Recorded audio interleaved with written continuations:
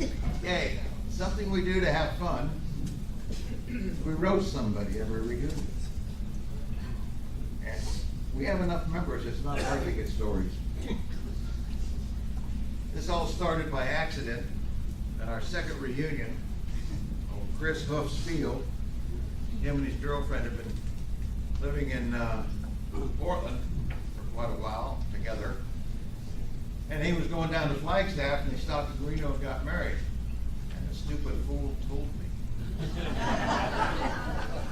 So anyway, that started it. And it went over so big we decided to do it every reunion. So our honoree this time, Ned, come on up.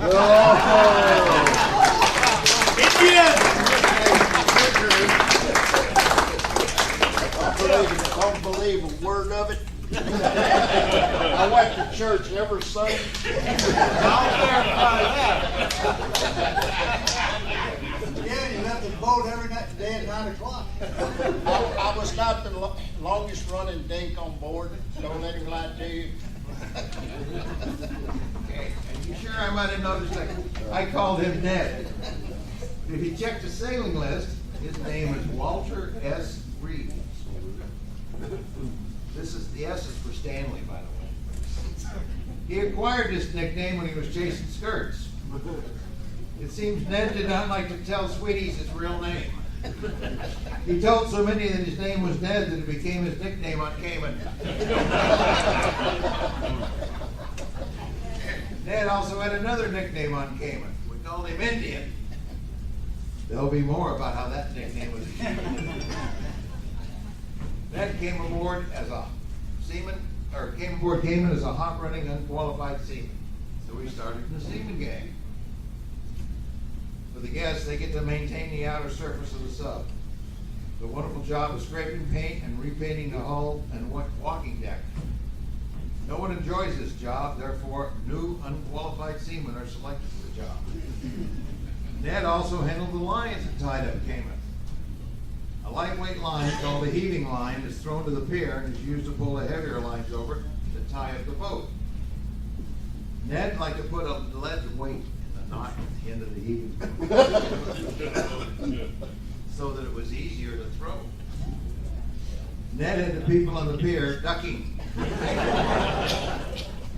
And he also learned to avoid windshields. While Cayman's in the yards in Vallejo, GT, you've heard about his golf game, and Ned went to Sacramento and Liberty. After a long day of partying, they were hitchhiking back to Vallejo. A couple of guys thought it would be funny to stop and wait until these sailors were at the car and then speed off. Ned didn't believe that was funny. So he lobbed a pint bottle at the car. Empty, of course. And it went through their rear window. For some strange reason, these two civilians didn't like that. Some people have no sense of humor. Four. Lie to me, Schaefer.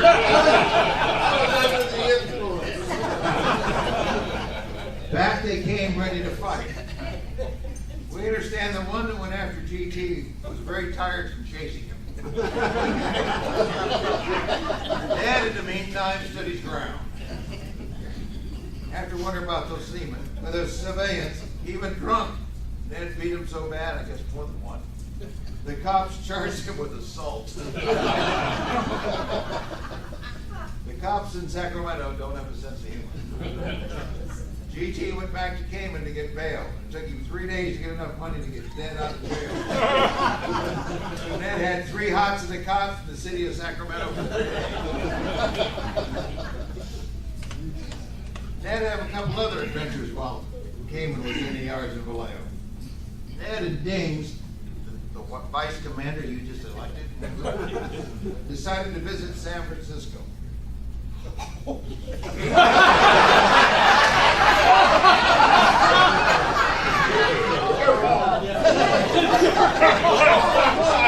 You know this is going to be a good one. Hey, it was all over hot buttered rum. For some reason, Ned didn't want to go to Sacramento. Maybe he believed he'd worn out his welcome. I know you'll find this hard to believe, but they ended up at the Horse and Cow. The Horse and Cow closed at 2 a.m.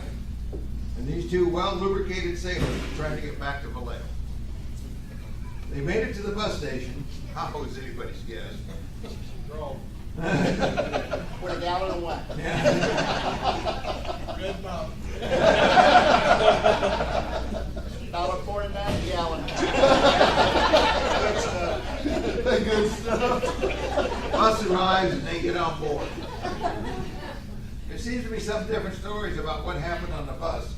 But a short distance from the bus depot, the bus driver made a U-turn to return to the depot. The two drunk sailors were escorted off the bus and told to wait for the next one. Old bench, wasn't it? The next bus wasn't leaving San Fran until late in the morning. Now all the bars are closed, so they spent the night at the bus station.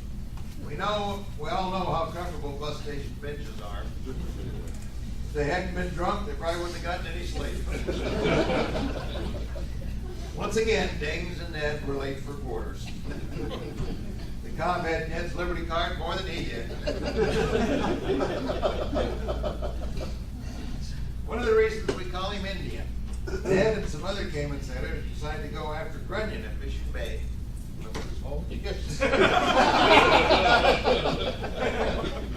Normally people sit and wait on the beach till the Grunion arrived. They weren't arriving fast enough for Ned. So after a few beers, few is a figure of speech, he decided to hasten their arrival using Native American methods. He also decided a full moon would ensure a Grunion would come. He set up a teepee and started his chant for a full moon and a Grunion arrival. Once again, the local police disapproved of Ned's action. It was a minor thing, but Ned had set up his teepee on the dashed line in the middle of Mission Boulevard. He wanted to be close to the beach so he could claim credit for bringing in the Grunion. Once again, the local police were picking on poor Ned. This time, he didn't get any free meals, though. I have another page. Ned also managed to get arrested in Civic Bay. That's an art. This is quite a trick that sailors get away with almost anything. Once again, it was GT who led Ned astray. After enjoying many bottles of San Miguel, and while moving to another watering hole, the urge to make room for more San Miguel came upon these two sailors. They stepped off the street into an area by a small store. They noticed the window was also dirty, so they proceeded to wash the way drunk sailors full of San Miguel do. The only problem was the window was tinted on the outside. The people inside got to witness it.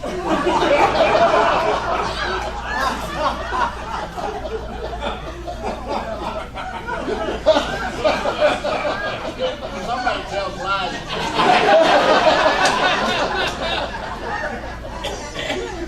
Ned and GT also discovered that Civic Bay Shore Patrol do not have a sense of humor. This time they just got a free ride back to Cayman. Another one of Ned's misadventures happened when Cayman had been underway a short period into a spec op. As we came into the mess hall for a soup down, Ned was sitting there trying to get the mess cooks to hurry up with the soup down. Someone asked Ned why he was in such a hurry to eat. As many of you may remember, Ned bunked in the after torpedo room.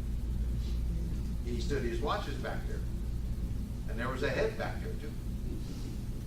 Since we had gotten underway, Ned had been in his rack or on watch. He hadn't left the after room for several days. He was so hungry he had a dream of a parade of food.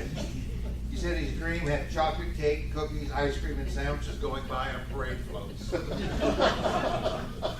Now, if Ned had this much trouble coming forward to eat, you can imagine how often he came forward for something as mundane as a shower.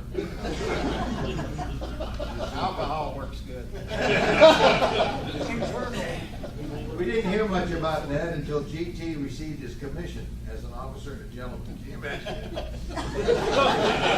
Another figure of speech. Ned was a chief stationed in Dam Neck, Virginia, and the Navy sent GT there for nuclear weapons training. Makes us wonder about some of the decisions the Navy made. Anyway, back to Ned. He decided to pay a visit to GT at the O Club. Great night of drinking and dancing began. Ned was well received by the newly commissioned officers, especially when he was dancing with their wives, as he is an excellent dancer. This gave the officers more time to drink. We often wondered if we played his favorite song.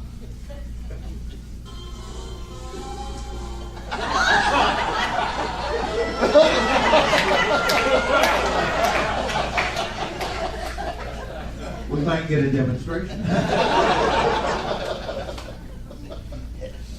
GT and Ned neglected to mention he was an enlisted man. Everyone had such a great time. Ned met GT nightly for drugs, drinks, and dancing at the O Club. There was another surprise.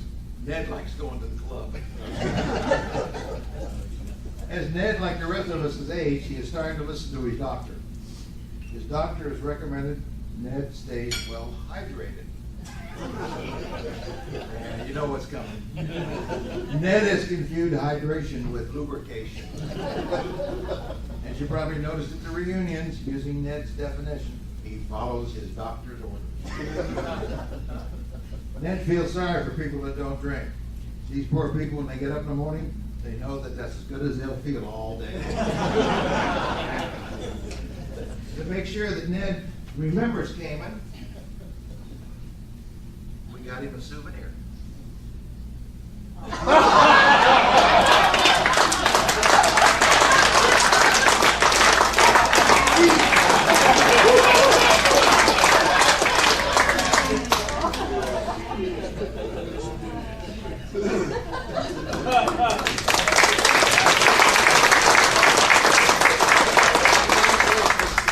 That was my problem, and I followed the leader of my seniors. There's a souvenir for you.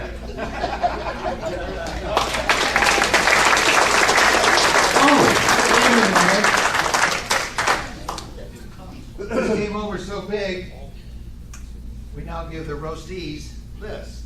It's got a Caiman crest, and this side it says, roasted by Flamin' Caiman, Reunion 2018. All right.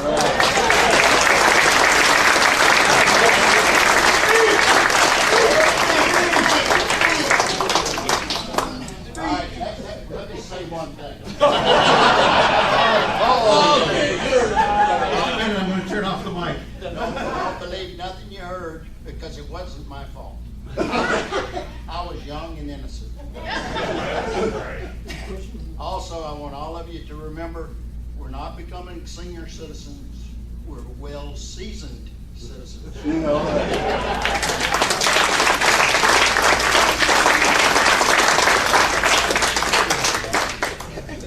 We came up with the idea of the beer stein, and I've been to most of the houses of the people we've honored. It was amazing. They're all in the front room. Where's yours at, John?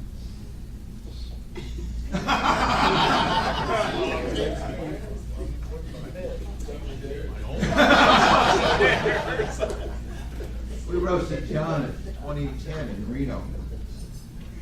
Due to his age, we gave him a can of spray starch.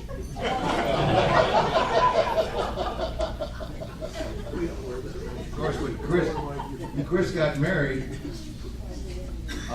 his gift was a popsicle stick and a rubber band. Figure that one out.